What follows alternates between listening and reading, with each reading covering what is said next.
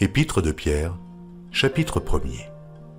Pierre, apôtre de Jésus-Christ, à ceux qui sont étrangers et dispersés dans le Pont, la Galatie, la Cappadoce, l'Asie et la Bithynie, et qui sont élus selon la prescience de Dieu le Père par la sanctification de l'Esprit, afin qu'ils deviennent obéissants, et qu'ils participent à l'aspersion du sang de Jésus-Christ, que la grâce et la paix vous soient multipliées.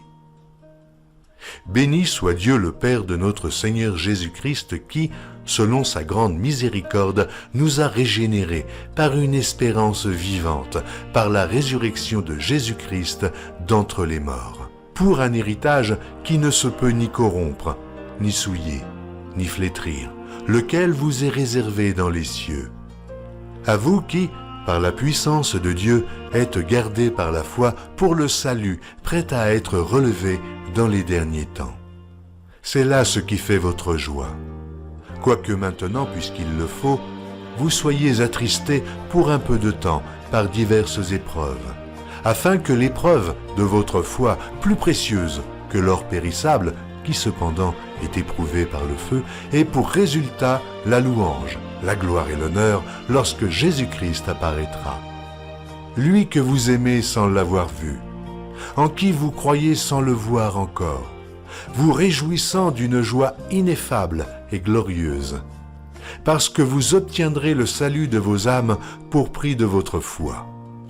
Les prophètes qui ont prophétisé, touchant la grâce qui vous était réservée, ont fait de ce salut l'objet de leurs recherches et de leurs investigations, voulant sonder l'époque et les circonstances marquées par l'Esprit de Christ qui était en eux, et qui attestait d'avance les souffrances de Christ et la gloire dont elles seraient suivies. Il leur fut révélé que ce n'était pas pour eux-mêmes, mais pour vous, qu'ils étaient les dispensateurs de ces choses, que vous ont annoncé maintenant ceux qui vous ont prêché l'Évangile par le Saint-Esprit envoyé du ciel, et dans lesquels les anges désirent plonger leur regard.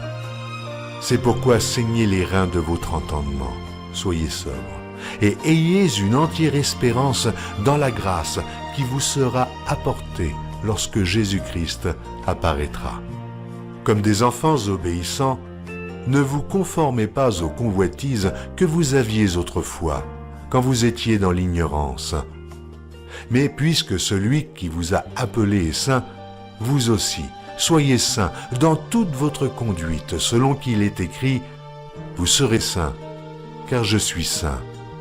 Et si vous invoquez comme Père celui qui juge selon l'œuvre de chacun, sans acception de personne, conduisez-vous avec crainte pendant le temps de votre pèlerinage, sachant que ce n'est pas par des choses périssables, par de l'argent ou de l'or, que vous avez été rachetés de la vaine manière de vivre, que vous avez hérité de vos pères, mais par le sang précieux de Christ, comme d'un agneau sans défaut et sans tache, prédestiné avant la fondation du monde et manifesté à la fin des temps, à cause de vous, qui par lui croyez en Dieu, lequel l'a ressuscité des morts et lui a donné la gloire, en sorte que votre foi et votre espérance reposent sur Dieu. Ayant purifié vos âmes en obéissant à la vérité pour avoir un amour fraternel, sincère, aimez-vous ardemment les uns les autres de tout votre cœur, puisque vous avez été régénérés non par une semence corruptible, mais par une semence incorruptible, par la parole vivante et permanente de Dieu. Car toute chair est comme l'herbe, et toute sa gloire comme la fleur de l'herbe. L'herbe sèche et la fleur tombe, mais la parole du Seigneur demeure éternellement, et cette parole est celle qui vous a été annoncée par l'Évangile. Épître de Pierre, chapitre 2. Rejetant donc toute malice et toute ruse, la dissimulation, l'envie et toute médisance, désirez comme des enfants nouveau-nés le lait spirituel et pur, afin que par lui vous croissiez pour le salut. Si vous avez goûté que le Seigneur est bon, Approchez-vous de lui, pierre vivante, rejetée par les hommes, mais choisie et précieuse devant Dieu. Et vous-même, comme des pierres vivantes. Édifiez-vous pour former une maison spirituelle, un saint sacerdoce, afin d'offrir des victimes spirituelles, agréables à Dieu par Jésus-Christ. Car il est dit dans l'Écriture, « Voici, je mets en Sion une pierre angulaire, choisie, précieuse, et celui qui croit en elle ne sera point confus. » L'honneur est donc pour vous qui croyez, mais pour les incrédules. La pierre qu'ont rejetait ceux qui bâtissaient est devenue la principale de l'angle, et une pierre d'achoppement et un rocher de scandale. Ils s'y heurtent pour n'avoir pas cru à la parole, et c'est à cela qu'ils sont destinés. Vous, au contraire, vous êtes une race élue, un sacerdoce royal, une nation sainte, un peuple acquis, afin que vous annonciez les vertus de celui qui vous a appelé des ténèbres à son admirable lumière. Vous qui autrefois n'étiez pas un peuple, et qui maintenant êtes le peuple de Dieu, vous qui n'aviez pas obtenu miséricorde, et qui maintenant avez obtenu miséricorde. Bien-aimés, je vous exhorte, comme étrangers et voyageurs sur la terre, à vous abstenir des convoitises charnelles qui font la guerre à l'âme. Ayez au milieu des païens une bonne conduite, afin que là même où ils vous calomnient, comme si vous étiez des malfaiteurs, ils remarquent vos bonnes œuvres et glorifient Dieu au jour où il les visitera. Soyez soumis à cause du Seigneur à toute autorité établie parmi les hommes, soit au roi comme souverain, soit au gouverneur comme envoyé par lui pour punir les malfaiteurs et pour approuver les gens de bien. Car c'est la volonté de Dieu qu'en pratiquant le bien, vous réduisiez au silence les hommes ignorants et insensés, étant libres, sans faire de la liberté un voile qui couvre la méchanceté, mais agissant comme des serviteurs de Dieu. Honorez tout le monde, aimez les frères, craignez Dieu, honorez le roi, serviteurs, soyez soumis en toute crainte à vos maîtres, et non seulement à ceux qui sont bons et doux, mais aussi à ceux qui sont d'un caractère difficile. Car c'est une grâce que de supporter des afflictions par motif de conscience envers Dieu, quand on souffre injustement. En effet, quelle gloire y a-t-il à supporter de mauvais traitements pour avoir commis des fautes? Mais si vous supportez la souffrance lorsque vous faites ce qui est bien, c'est une grâce devant Dieu. Et c'est à cela que vous avez été appelés, parce que Christ aussi a souffert pour vous, en laissant un exemple afin que vous suiviez ses traces. Lui qui n'a point commis de péché, et dans la bouche duquel il ne s'est point trouvé de fraude. Lui qui injuriait ne rendait point d'injure, maltraité ne faisait point de menaces, mais s'en remettait à celui qui juge justement. Lui qui a porté lui-même nos péchés en son corps sur le bois, afin que, morts au péché, nous vivions pour la justice. Lui par les meurtrissures duquel vous avez été guéris. Car vous étiez comme des brebis errantes, mais maintenant, vous êtes retournés vers le pasteur et le gardien de vos âmes. Épître de Pierre, chapitre 3. Femmes, soyez de même soumises à vos maris, afin que, si quelques-uns n'obéissent point à la parole, ils soient gagnés sans parole par la conduite de leurs femmes, en voyant votre manière de vivre chaste et réservée. Ayez non cette parure extérieure qui consiste dans les cheveux tressés, les ornements d'or ou les habits qu'on revêt, mais la parure intérieure est cachée dans le cœur, la pureté incorruptible d'un esprit doux et paisible, qui est d'un grand prix devant Dieu. Ainsi se paraient autrefois les saintes femmes qui espéraient en Dieu soumises à leur mari, comme Sarah qui obéissait à Abraham et l'appelait son Seigneur. C'est d'elles que vous êtes devenues les filles, en faisant ce qui est bien, sans vous laisser troubler par aucune crainte. Marie, montrez à votre tour de la sagesse dans vos rapports avec vos femmes, comme avec un sexe plus faible. Honorez-les comme devant aussi hériter avec vous de la grâce de la vie. Qu'il en soit ainsi, afin que rien ne vienne faire obstacle à vos prières. Enfin, soyez tous animés des mêmes pensées et des mêmes sentiments, pleins d'amour fraternel, de compassion, d'humilité. Ne rendez point mal pour mal, ou injure pour injure. Bénissez au contraire, car c'est à cela que vous avez été appelés, afin d'hériter la bénédiction. Si quelqu'un, en effet, veut aimer la vie et avoir des jours heureux, qu'il préserve sa langue du mal et ses lèvres des paroles trompeuses, qu'il s'éloigne du mal et fasse le bien, qu'il recherche la paix et la poursuive. Car les yeux du Seigneur sont sur les justes et ses oreilles sont attentives à leurs prières. Mais la face du Seigneur est contre ceux qui font le mal. Et qui vous maltraitera si vous êtes zélés pour le bien? D'ailleurs, quand vous souffririez pour la justice, vous seriez heureux. N'ayez d'eux aucune crainte et ne soyez pas troublés. Mais sanctifiez dans vos cœurs, Christ le Seigneur étant toujours prêt à vous défendre avec douceur et respect devant quiconque vous demande raison de l'espérance qui est en vous.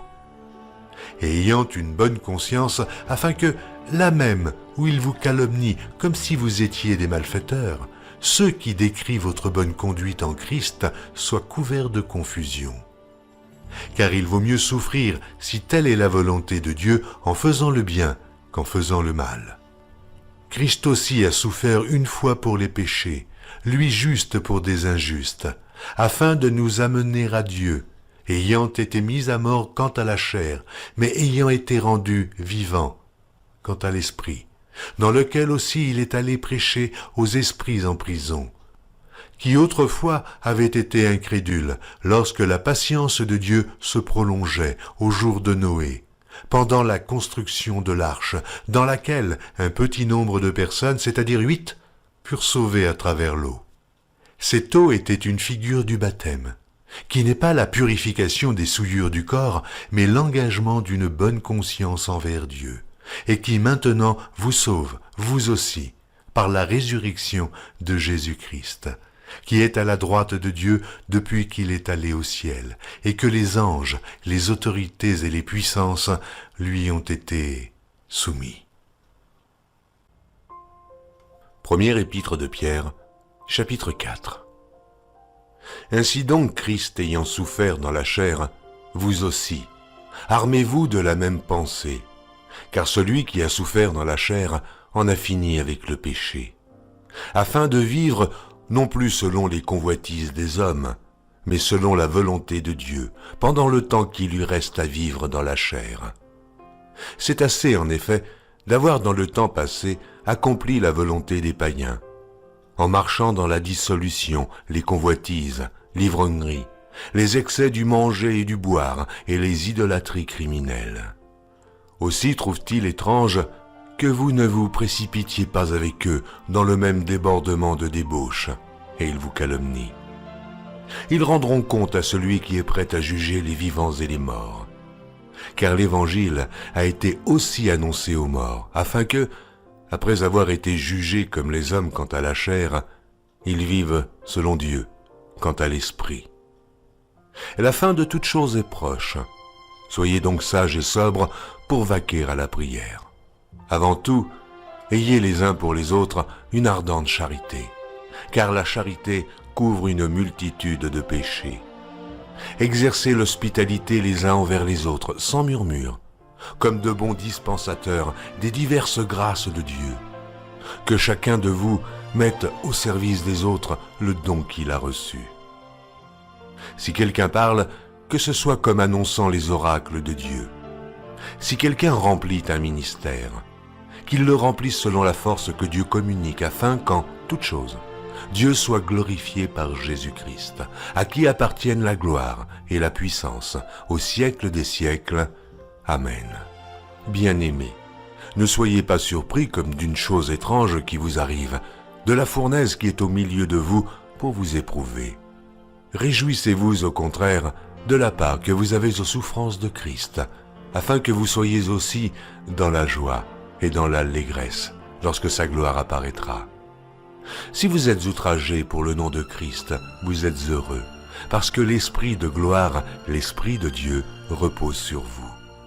Que nul de vous, en effet, ne souffre comme meurtrier, ou voleur, ou malfaiteur, ou comme s'ingérant dans les affaires d'autrui. Mais si quelqu'un souffre comme chrétien, qu'il n'en ait point honte, et que plutôt il glorifie Dieu à cause de ce nom.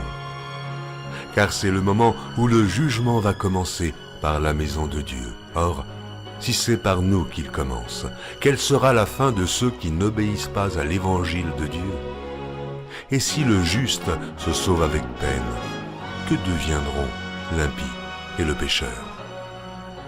Ainsi que ceux qui souffrent selon la volonté de Dieu remettent leur âme au fidèle Créateur en faisant ce qui est bien. Première épître de Pierre, chapitre 5. Voici les exhortations que j'adresse aux anciens qui sont parmi vous, moi, anciens comme eux, témoins des souffrances de Christ et participants de la gloire qui doit être manifestée. Paissez le troupeau de Dieu qui est sous votre garde, non par contrainte, mais volontairement, selon Dieu, non pour un gain sordide, mais avec dévouement, non comme dominant sur eux qui vous sont échus en partage, mais en étant les modèles du troupeau. Et lorsque le souverain pasteur paraîtra, vous obtiendrez la couronne incorruptible de la gloire. De même, vous qui êtes jeunes, soyez soumis aux anciens. Et tous dans vos rapports mutuels, revêtez-vous d'humilité, car Dieu résiste aux orgueilleux, mais il fait grâce aux humbles. Humiliez-vous donc sous la puissante main de Dieu afin qu'il vous élève au temps convenable. Et déchargez-vous sur lui de tous vos soucis, car lui-même prend soin de vous. Soyez sobres, veillez. Votre adversaire, le diable, rôde comme un lion rugissant, cherchant qui il dévorera. Résistez-lui avec une foi ferme, sachant que les mêmes souffrances sont imposées à vos frères dans le monde. Le Dieu de grâce, qui vous a appelé en Jésus-Christ à sa gloire éternelle, après que vous aurez souffert un peu de temps, vous perfectionnera lui-même, vous affermira, vous fortifiera, vous rendra inébranlable. À lui soit la puissance au siècle des siècles. Amen. C'est par Sylvain, qui est à mes yeux un frère fidèle, que je vous écris ce peu de mots, pour vous exhorter et pour vous attester que la grâce de Dieu à laquelle vous êtes attachés est la véritable. L'Église des élus qui est à Babylone vous salue, ainsi que Marc, mon fils. Saluez-vous les uns les autres par un baiser d'affection. Que la paix soit avec vous tous qui êtes en Christ.